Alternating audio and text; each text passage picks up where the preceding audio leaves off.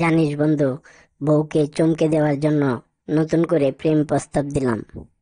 তারপর তোর বউ কি তোর প্রস্তাব অ্যাকসেপ্ট করলো?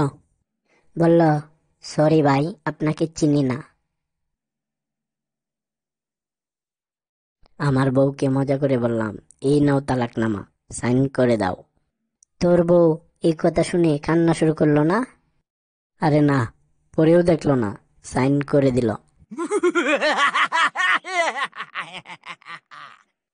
বস, আপনি কিন্তু বিয়ের পরে অনেক শান্ত হয়ে গেছেন। হ্যাঁ রে, সংসার মানুষকে অনেক কিছু শিখিয়ে দেয়। তো কি শিখলেন? শিখেছি কিভাবে চুপচাপ থাকা যায় এবং সব সময় ঠিক আছে, তুমি ঠিক বলেছ বলা যায়।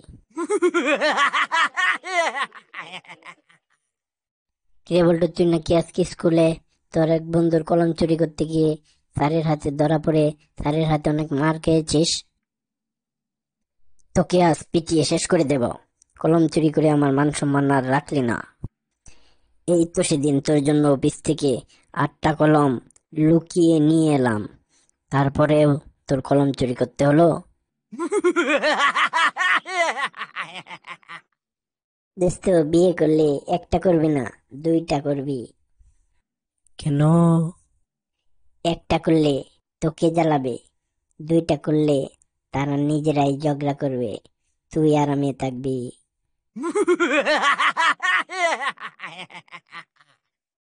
দোস্ত, সেদিন স্বপ্নে দেখলাম একটা মেয়ে আমার কাছে লিফট চাইছে।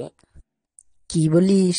তারপর তারপর তারপর আর কি, যেই হেলমেটটা মাথায় পরতে যাব, তখনই মা ঘুম থেকে ডেকে বললেন, তুই ঘুমের মধ্যে বালিশের কভার মাথায় দিচ্ছিস কেন?